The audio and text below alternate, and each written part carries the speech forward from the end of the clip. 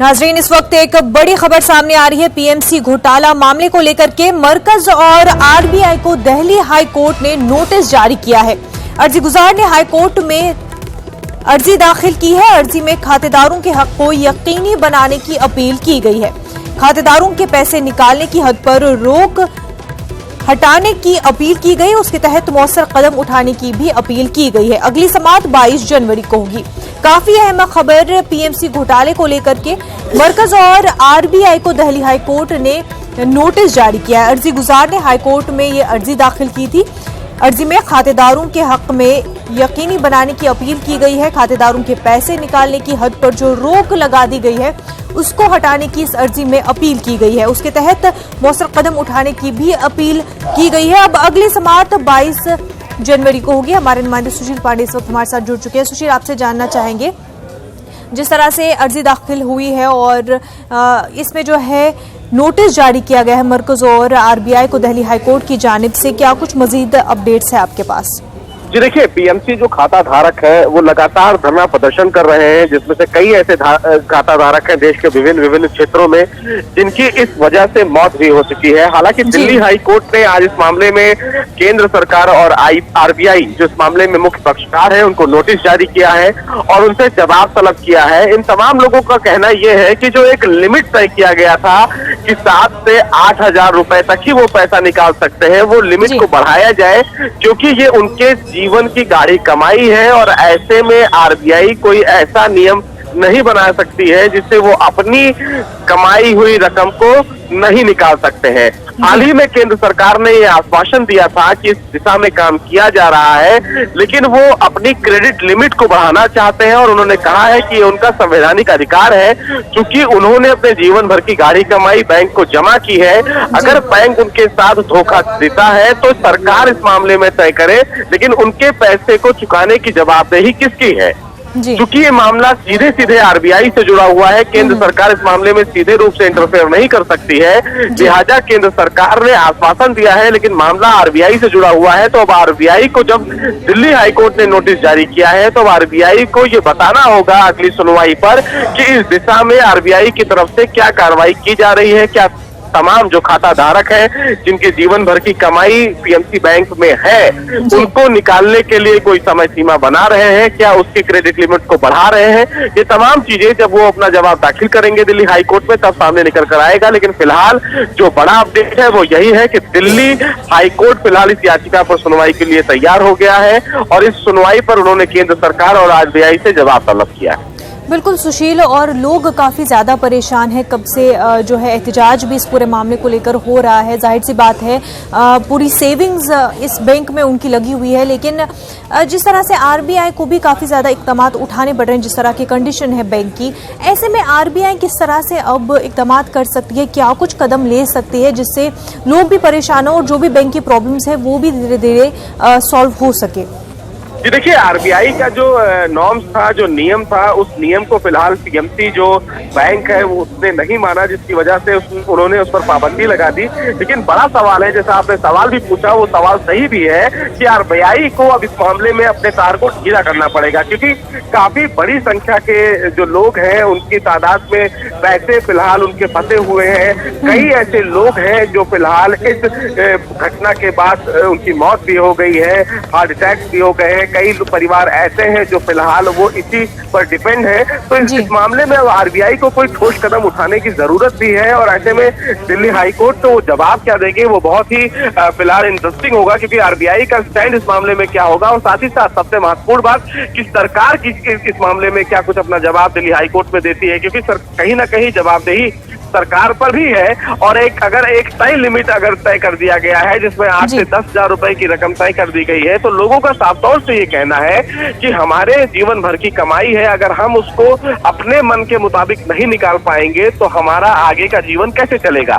फिलहाल ये तमाम चीजें जो है हमें इंतजार करनी होगी अब इस तमाम चीजों के लिए कि आरबीआई अपना क्या कुछ जवाब दिल्ली हाईकोर्ट में दाखिल करता है। बिल्कुल सुशील, और जिस तरह से लोग काफ़ी परेशान हैं, एक वहम जो लोगों के दिलों पे बैठ गया है कि अब जो उनकी सेविंग्स है वो कहीं ना कहीं खतरे में है, वो हो सकता है कि वापस ना आ सके, जिस वजह से लोग जो है और भी ज़्यादा परेशान हैं।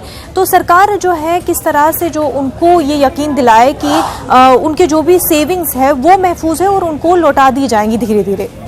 जी देखिए, सरकार बार बार ये कह रही है तमाम जो खाता धारक हैं कि वो चिंता ना करें, इस दिशा में वो काम कर रहे हैं, लेकिन सरकार एक स्वतंत्र एजेंसी पर डायरेक्ट इंडिपेंडेंट नहीं है, क्योंकि आरबीआई का अपना एक अलग स्ट्रेटेजी बॉडी है, वो अपने हिसाब से काम करती है। लेकिन सरकार फिलहाल आश्वासन दे रही है कि वो लगातार इस मामले में आरबीआई के टच में है और जो तमाम खाता धारक हैं वो फिलहाल परेशान ना हो, लेकिन हम कोशिश ये करेंगे कि उनकी जो रकम है वो उनको मिल सके। लेकिन आरबीआई का जो स्टैंड है वो बहुत बड़ा होगा शना, क्योंकि आरबीआई लगातार एक जो क्रेडिट लिमिट तय कर दी है, उस क्रेडिट लिमिट के बाद अब वो आगे चीजों को अलाउ नहीं कर रहा है, और इसीलिए तमाम खाता धारकों के मन में एक डर भी है कि अगर आरबीआई इस मामले में उन तमाम बैंकर्स पर कार्रवाई करेगी तो उनके जो जीवन की कमाई है वो कहाँ जाएगी। क्या सरकार इसके लिए कोई एक कमेटी बनाएगी जो तमाम खाता धारकों का पैसा उनके तय समय के मुताबिक लौटाए, या आरबीआई इस मामले में कोई नया स्टैंड लेगी? तो ये तमाम चीजें फिलहाल आने वाले समय में हमें देखना होगा जब आरबीआई दिल्ली हाईकोर्ट में अपना जवाब दाखिल करेगा। बिल्कुल सुशील, बेहद शुक्रिया तमाम तफसीलात के लिए।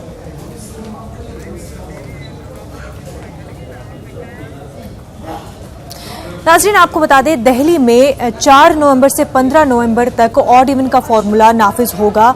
बढ़ती आलूगी की रोकथाम के लिए ये फॉर्मूला जो है दिल्ली हुकूमत लागू कर रही है, लेकिन इस फॉर्मूले को, इस इक़दाम को चैलेंज किया गया दिल्ली हाई कोर्ट में, और दिल्ली हाई कोर्ट में इस अर्जी को लेकर के आज समाअत भी हुई।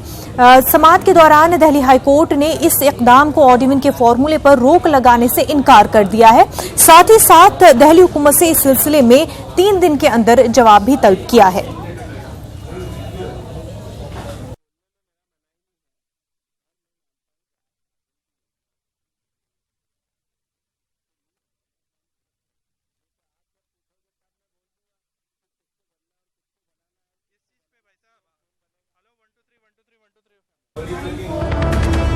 नाज़रीन, इस वक्त एक और बड़ी खबर झारखंड से आ रही है। झारखंड असेंबली इंतखाबात को लेकर के ये बड़ी खबर है। इलेक्शन कमीशन आज तारीखों का ऐलान करेगी। इलेक्शन कमीशन आज शाम 4:30 बजे तारीखों का ऐलान करेंगे। असेंबली इंतखाबात को लेकर के तारीखों का ऐलान होगा। मौजूदा असेंबली की मियाद 27 दिसंबर को खत्म हो रही है। 2014 में बीजेपी ने 37 सीटें हासिल की थी। 81 रुकनी झारखंड असेंबली है। असेंबली इंतखाबात अब होने हैं। इलेक्शन कमीशन आज तारीखों का ऐलान कर सकती है। शाम 4:30 बजे तारीखों का ऐलान होगा। आपको बता दें मौजूदा असेंबली की मियाद 27 दिसंबर को खत्म हो रही है। 2014 में बीजेपी ने 37 सीटें हासिल की थी। झारखंड की असेंबली 81 रुकनी है।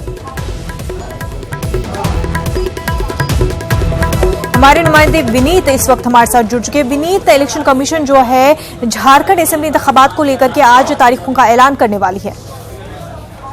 आज निश्चित तौर पर मुआवजा मैं आपको बताना चाहूँगा कि आज 4:30 बजे प्रेस कॉन्फ्रेंस करके झारखंड के तारीखों का ऐलान किया जाएगा और उसकी तैयारी उसकी जो है वो घोषणा की जाएगी। इसके साथ ही साथ मैं आपको बताना चाहूँगा कि झारखंड के तारीखों के ऐलान के साथ ही वहाँ पर आचार संहिता लग जाएगी और उसके बाद जो है वो चुनाव आयोग जो है वो पूरी तरह से इस पर चर्चा करेगा। मैं आपको बताना चाहूँगा कि इसको लेकर के जो विभिन्न पार्टियाँ हैं, चुनाव की तैयारियाँ जो है वो विभिन्न पार्टियाँ काफ़ी दिनों से विभिन्न पार्टियां चुनाव की तैयारी कर रही थी। हालांकि महाराष्ट्र और हरियाणा के जो चुनाव हुए हैं, कई जो राजनीतिक विशेषज्ञ हैं वह यह भी कयास लगा रहे थे कि दोनों के चुनाव जो है वो उनके साथ ही झारखंड के भी चुनाव हो सकते थे। लेकिन उस वक्त चुनाव आयोग ने ये फैसला लिया कि झारखंड के चुनाव अलग से करवाए जाएंगे, क्योंकि अभी झारखंड विधानसभा में काफ़ी समय है। लेकिन इसको लेकर के जो विभिन्न राजनीतिक पार्टियां हैं वो लगातार इसको लेकर के तैयारी कर रही है। बीजेपी के जो विभिन्न पदाधिकारी हैं, चाहे कार्यकारिणी अध्यक्ष जेपी नड्डा के बारे में बात करें तो वो लगातार वो झारखंड के प्रवास पर है। प्रधानमंत्री नरेंद्र मोदी का भी वहां पर कई सरकारी कार्यक्रम लगा।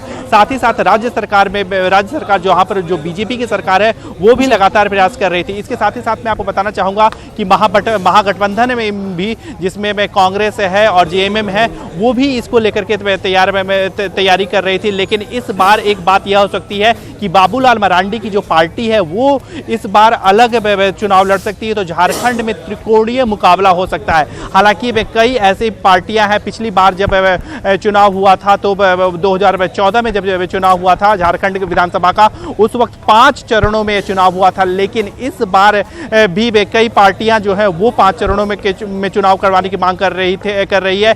बीजेपी 5 चरणों में चुनाव करवाने की मांग कर रही है, लेकिन कुछ ऐसी भी पार्टियां हैं जो चाहती हैं कि 2 से 3 चरणों में चुनाव को खत्म करवा दिया जाए। लेकिन जो अंतिम फैसला है वो अंतिम फैसला चुनाव आयोग को लेना है कि आखिरकार वहां पर कितने चरणों में चुनाव करवाया जाए। जी बिल्कुल विनीत, आपसे ये जानना चाहूंगी कि क्या जो वहां पर सियासी पार्टियां हैं उनकी इलेक्शन के हिसाब से तैयारियां शुरू हो गई और कौन से अहम मुद्दे हैं जिनको लेकर के खास तौर से झारखंड में जो है फोकस होना है?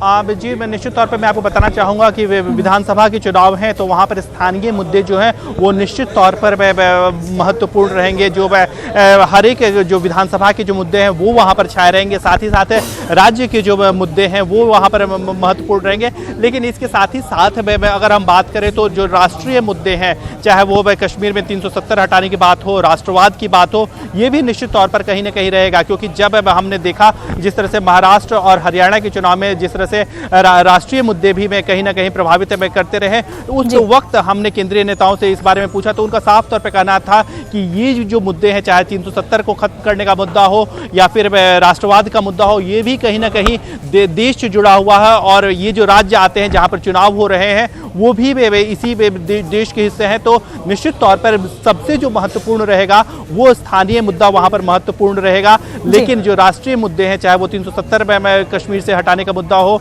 या राष्ट्रवाद का मुद्दा हो या फिर जो प्रधानमंत्री नरेंद्र मोदी के नेतृत्व में गुड गवर्नेंस का मुद्दा हो, ये भी कहीं ना कहीं हावी ही रहेगा। जी विनीत, नेशनल इश्यूज को कैश करने में बीजेपी कामयाब रही महाराष्ट्र हरियाणा में, तो क्या महाराष्ट्र हरियाणा के इलेक्शंस का रिजल्ट जो है खासतौर से जिस तरह से बीजेपी ने नेशनल इश्यूज को कैश किया वो रिफ्लेक्ट कहीं ना कहीं होगा झारखंड में? आज ये निश्चित तौर पर मैं आपको बताना चाहूँगा कि महाराष्ट्र और हरियाणा के जो चुनाव परिणाम है वो भी कहीं ना कहीं प्रभावित करेगा झारखंड के चुनाव को। एक और अगर हम बीजेपी के बारे में बात करें तो बीजेपी ने जितनी सफलता सोची थी या पिछली बार जितने नंबर्स बीजेपी के साथ थे उतने नंबर से वहाँ पर नहीं आए। हालांकि बीजेपी दोनों ही राज्यों में, हरियाणा में सरकार बना चुकी है और महाराष्ट्र में सरकार बनाने के करीब में बीजेपी है, तो दोनों ही जगहों पर बीजेपी की सरकार बनती हुई दिख रही है। लेकिन वो जो सबक बीजेपी ने यहाँ पर सीखे हैं महाराष्ट्र के चुनाव से, हरियाणा के चुनाव से, निश्चित तौर पर इस सबक से के जो परिणाम आए थे उसका निश्चित तौर पर कहीं ना कहीं झारखंड में भी उसे लागू करेगी। इसके साथ ही साथ मैं आपको बताना चाहूँगा कि चाहे हरियाणा के बारे में बात करें या फिर महाराष्ट्र के बारे में बात करें, कांग्रेस ने भी वहाँ से निश्चित तौर पर सबक सीखे हैं। और कांग्रेस जितना उम्मीद कर रही थी, क्योंकि जिस तरह से लोकसभा चुनाव को देखें, हरियाणा में बीजेपी ने क्लीन स्वीप किया था, महाराष्ट्र में बीजेपी ने बेहतर प्रदर्शन किया था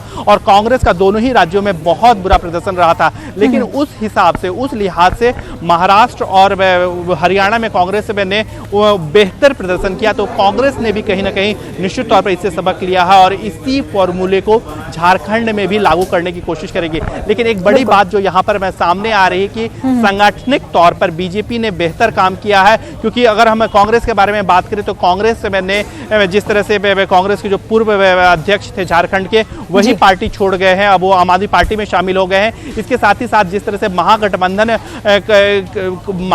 बना करके बाबूलाल मरांडी की पार्टी के साथ कांग्रेस ने गठबंधन किया था और जेएमएम के साथ गठबंधन किया था, एक मजबूत महाविपक्षी गठबंधन बनाया था, वो कहीं ना कहीं बिखरता हुआ नजर आ रहा है। क्योंकि बाबूलाल मरांडी ने जो महागठबंधन की बैठकें हो रही है उससे दूरी फिलहाल बना रखी है, तो कहीं ना कहीं कांग्रेस को या फिर जेएमएम को वहां पर और भी अधिक काम करने की जरूरत पड़ेगी। बिल्कुल विनीत, बेहद शुक्रिया तमाम तफसीलात के लिए।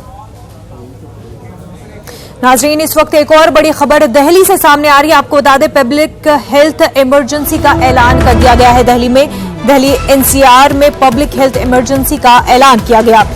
ईपीसीए ने यह ऐलान किया है। फजाई आलूदगी से दिल्ली के अवाम काफी परेशान है, खासतौर से दिवाली के बाद जिस तरह से फजाई आलूदगी में इजाफा हुआ है। तो अब ऐसे में ईपीसीए ने पब्लिक हेल्थ इमरजेंसी का ऐलान कर दिया है। दिल्ली एनसीआर में तामीराती कामों पर 5 नवंबर तक पाबंदी लगा दी गई है फजाई आलूदगी से, क्योंकि लोग काफी ज्यादा परेशान हैं और पोल्यूशन काफी ज्यादा दिल्ली में बढ़ गया है। एयर क्वालिटी इंडेक्स 500 के पार पहुंच चुका है। ऐसे में ईपीसीए ने पब्लिक हेल्थ इमरजेंसी का ऐलान कर दिया है, जिसके तहत तामीराती कामों पर 5 नवंबर तक पाबंदी लगा दी गई है।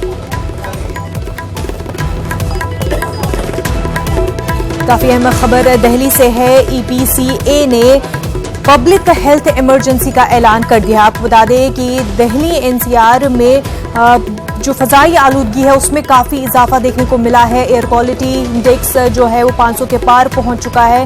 लोगों को काफी परेशानियों का सामना है। डॉक्टरों का कहना है कि काफी सेहत पर असर पड़ सकता है इसकी वजह से। ऐसे में अब ईपीसीए ने पब्लिक हेल्थ इमरजेंसी का ऐलान कर दिया है, जिसके तहत तामीराती कामों पर 5 नवंबर तक पाबंदी लगा दी गई है।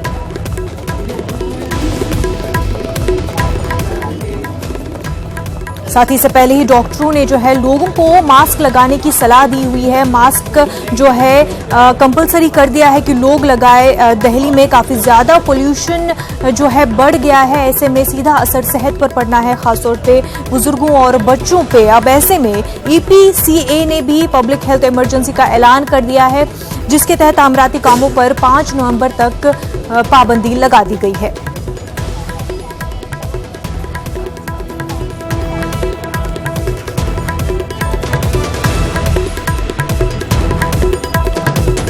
दिल्ली से ये अहम खबर सामने आ रही है। ईपीसीए ने ऐलान किया है, पब्लिक हेल्थ इमरजेंसी का ऐलान कर दिया गया। हमारी नुमाइंदा प्रीति इस वक्त हमारे साथ जुड़ चुकी है। प्रीति, जिस तरह से दिल्ली में फजाई आलूदगी में लगातार इजाफा होता जा रहा है, लोगों की सेहत पर असर पड़ रहा है, अब ऐसे में ईपीसीए ने पब्लिक हेल्थ इमरजेंसी का ऐलान कर दिया है। क्या कुछ इस पब्लिक हेल्थ इमरजेंसी में क्या कुछ पॉइंट्स आते हैं? बिल्कुल, मैं आपको बता दूं कि जिस तरीके से दिल्ली का जो पोल्यूशन लेवल है वो दिन ब दिन गिरता जा रहा है, उसको लेकर ईपीसीए के जो चेयरमैन हैं डॉक्टर भूरेलाल जी, उन्होंने आज अभी कुछ देर पहले दिल्ली में इमरजेंसी पोल्यूशन इमरजेंसी लागू की है। इसका मतलब ये है कि दिल्ली में अगर कोई भी व्यक्ति आप बाहर निकल रहे हैं तो आप मास्क लेके निकलिए। और जिस तरीके से ये तो यहाँ की जो हवा है जिस तरीके से वो दूषित होती जा रही है, उसको लेकर उन्होंने एक एयर इमरजेंसी लागू की है। उसके अनुसार आप अगर कुछ ज़रूरी है तभी आप घर से बाहर निकलिए, और उसके बावजूद इसके साथ में अगर आप मास्क यूज़ करिए, मास्क पहन के आप बाहर निकलिए। और साथ ही बच्चों को, जो छोटे बच्चे हैं, जो 3 साल से छोटे जो बच्चे हैं, उसको अगर ज़रूरी हो तभी ले जाइए, अदरवाइज आप बाहर लेकर दिल्ली की आबो हवा में जाइए। और साथ ही उन्होंने ये भी कहा है कि जिस तरीके से ट्रैफिक बढ़ रहा है, उसको लेकर भी उन्होंने कहा है कि ट्रैफिक वालों को भी उन्होंने ज़्यादा लोगों को लगाने की कहा है, कि ज़्यादा लोगों की ड्यूटी लगाई है, जिससे ट्रैफिक को सुचारू किया जाए। और जिससे कि ट्रैफिक अगर कम होगा तो उससे जो धुआं निकल रहा है उसको भी कंट्रोल किया जाएगा। इस तरीके की कुछ और चीज़ें हैं जो उन्होंने लागू की है। और उन्होंने कहा है कि जो दिल्ली में जो जिस तरीके का पॉल्यूशन का लेवल है वो दिन बढ़ता जा रहा है, उसको लेकर यहाँ पर एक तो पॉल्यूशन लेवल को कम करने के लिए, और जो बाहर से जो पराली जो जलाई जा रही है उसको भी कहा है कि पराली को ना जलाया जाए। ट्रैफिक के जो वो लोग हैं उसको बढ़ाई जाए, उसकी ड्यूटी बढ़ाई जाए, जिससे कि ट्रैफिक को सुचारू रूप से किया जाए, जिससे उससे निकलने वाला पॉल्यूशन को किसी तरीके से कम किया जाए। लोगों को जब जरूरी हो बच्चों को लेके ना निकले। ये सारी बहुत सारी चीजें हैं जो उन्होंने प्रिकॉशंस के तौर पे बोली है।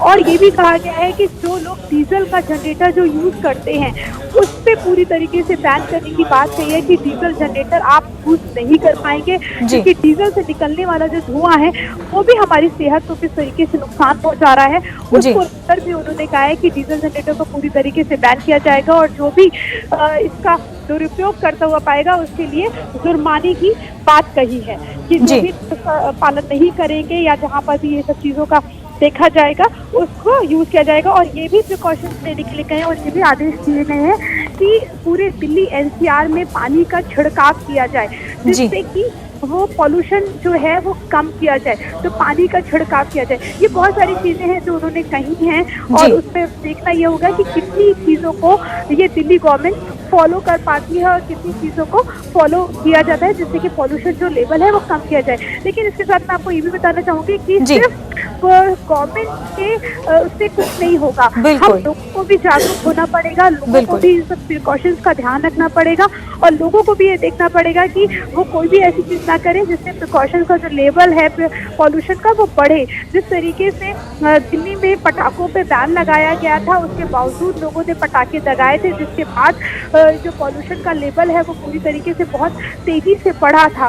तो हालांकि सुप्रीम कोर्ट ने आदेश दिए थे कि इस बार दिल्ली में सिर्फ ग्रीन पटाखे दगाए जाएंगे, लेकिन कहीं ना कहीं चोरी छुपे बाजारों में भी ग्रीन पटाखों के अलावा पटाखे देखने को मिले थे और लोगों ने जिस तरीके से पटाखों का इस्तेमाल किया, उसके बाद दिल्ली की जो आज ये स्थिति है, पॉल्यूशन लेवल की जो स्थिति है, वो कहीं ना कहीं ये कारण भी है जिसके कारण आज दिल्ली वाले जो इनहेल कर रहे हैं, ये अब कहते हैं कि पूरा जहरीला धुआं है जो हम इनहेल कर रहे हैं, जिससे बहुत तरीके की बीमारियां हमें हो रही हैं, खासतौर पे दमे की बीमारी और जो लोगों में हो रही है। आजकल छोटे छोटे बच्चों को ये पॉल्यूशन की वजह से दमे की बीमारी हो रही है। तो सिर्फ सरकार के अवेयर होने से कुछ नहीं होगा, लोगों को भी अवेयर होगा। अगर आपको अपनी सेहत का ध्यान रखना है तो लोगों को भी अवेयर होना पड़ेगा कि जिस चीज़ों से नुकसान है वो चीज़ हमें नहीं यूज करनी है। तो जब तक लोग अवेयर नहीं होंगे तब तक ये पॉल्यूशन का जो लेवल है उसको कम करना बहुत मुश्किल हो जाएगा।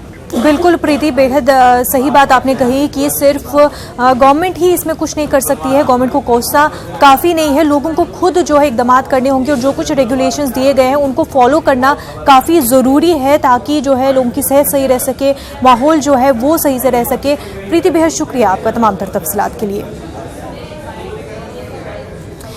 फजाई आलूदगी का असर उत्तर प्रदेश की राजधानी लखनऊ में भी देखने को मिल रहा है। डॉक्टरों का कहना है कि आलूदगी इतना ज्यादा बढ़ चुकी है कि सीधा असर सेहत पर पड़ रहा है। हमारे नुमाइंदे ने जायजा लिया, ये देखते हैं। उत्तर प्रदेश में लगातार बढ़ रहा प्रदूषण थमने का नाम नहीं ले रहा और यही कारण है कि आज भी उत्तर प्रदेश का गाजियाबाद, ग्रेटर नोएडा व नोएडा शहर देश के सर्वाधिक प्रदूषित शहरों की सूची में टॉप पर है, जबकि यूपी के अन्य 8 शहर भी देश की सर्वाधिक प्रदूषित शहरों की सूची में शामिल हैं।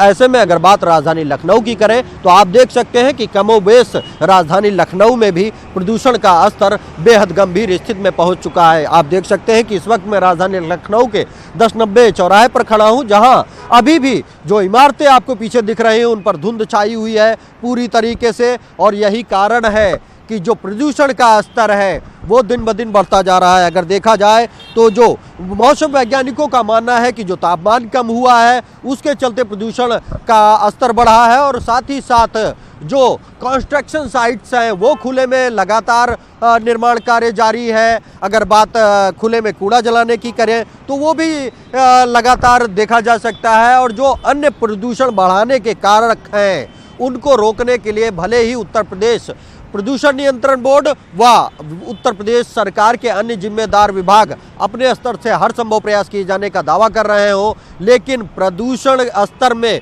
हो रही रिकॉर्ड वृद्धि उन दावों की पोल खोलती नजर आ रही है। और यही कारण है कि उत्तर प्रदेश में खतरनाक स्तर पर पहुंचे प्रदूषण के बाद अब डॉक्टर भी लोगों को सलाह दे रहे हैं कि जो ये प्रदूषण है ये इतने खतरनाक स्तर पर पहुंच चुका है कि अब सीधा असर लोगों के स्वास्थ्य पर हो रहा है। ऐसे में डॉक्टर ये सलाह देते हैं कि जो लोग अस्थमा से ग्रसित हैं या सांस संबंधी बीमारी से ग्रसित हैं या फिर बेहद सेंसिटिव हैं, उन्हें इस प्रदूषण से बचने के लिए काफ़ी एहतियात बरतने की ज़रूरत है। घर से निकलने से पहले वो मुंह को ढक कर निकले या फिर मास्क पहन कर निकले, या फिर किसी भी तरह की अगर सांस लेने में कोई दिक्कत आती है तो वो जल्द से जल्द नज़दीकी चिकित्सक से संपर्क करें, क्योंकि जो ये स्तर है, ये जो हवा है, ये बेहद जहरीली है, ये आपकी जान तक ले सकती है। कैमरामैन उपेंद्र यादव के साथ राजीव प्रताप सिंह, न्यूज़ 18 लखनऊ। दिल्ली में फजाई आलूदगी में लगातार इजाफा हो रहा है, उस पर सियासत भी जारी है। बीजेपी लीडर पीयूष गोयल ने न्यूज़ 18 से बात की, जिसमें उन्होंने कहा कि अवाम जितनी कोशिश कर सके फजाई आलूदगी को कम करने में करे, साथ ही हुकूमत पर भी दबाव बनाए कि वो भी कुछ काम करे फजाई आलूदगी को कम करने में। लगातार वायु प्रदूषण बढ़ता जा रहा है और आज बीजेपी राज्यसभा सांसद विजय गोयल उपवास पर बैठे हैं। हम उन्हीं से बात करेंगे।